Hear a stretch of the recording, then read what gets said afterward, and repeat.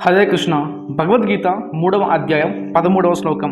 యజ్ఞశిష్ట శినః సంతు ముచ్యతే సర్వకిల్బిషైః భుంజతే తెత్వత్వగం పాప ఏపచంత్యాత్మ కాదనాత్. ఈ శ్లోకానికి అర్థం ఏంటి అంటే, అర్జునుడితో శ్రీకృష్ణ పరమాత్మ ఈ విధంగా చెప్తూ ఉన్నారు. అర్జున, ఎవరైతే యజ్ఞముగా నివేదించిన తర్వాత మిగిలిన ఆహారాన్ని తింటారో వాళ్ళు చేసిన అన్ని పాపముల నుంచి కూడా విముక్తి అయితే పొందుతారు. అలా కాకుండా ఎవరైతే వాళ్ళ స్వార్థం కోసం మాత్రమే అన్నం వండుకొని తింటారో వాళ్ళందరూ కూడా పాపాన్ని భుజించినట్లు అనేసి అర్జునుడికి శ్రీకృష్ణ పరమాత్మ అయితే చెప్తూ ఉన్నారు ఈ శ్లోకంలో. మీరు ఎప్పుడైనా గమనించారా?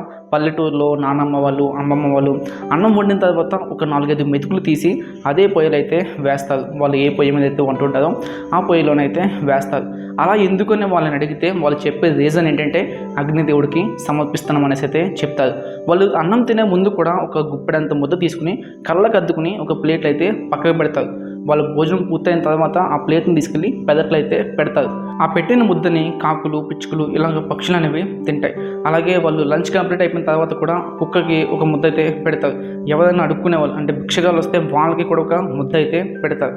ఇలా ఎవరైతే చేస్తారో దీనిని యజ్ఞం అంటారు.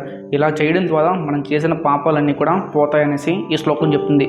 అలా కాకుండా మన మట్టికి మనం అన్నం వండుకుని మొత్తం మనం తినేసామనుకోండి, పాపాన్ని మనం తిన్నట్లు అనేసి ఈ శ్లోకం అయితే చెప్తుంది. ఇప్పటి వరకు తెలియదు, తెలుసుకున్న తర్వాత అయితే మనం యజ్ఞాన్నే చేయాలి, పాపం చేయకూడదు. మరి మీరు యజ్ఞం చేస్తారా, పాపం చేస్తారా? కింద కామెంట్ సెక్షన్లో కామెంట్ చేయండి. ఈ వీడియో కనుక నచ్చితే ఒక్క లైక్ చేయండి. మరిన్ని శ్లోకాలు తెలుసుకోవాలనుకుంటే మన ఇన్స్టా పేజ్ని అయితే ఫాలో అవ్వండి, యూట్యూబ్లో అయితే సబ్స్క్రైబ్ చేసుకోండి. హరే కృష్ణ, జై శ్రీరామ్.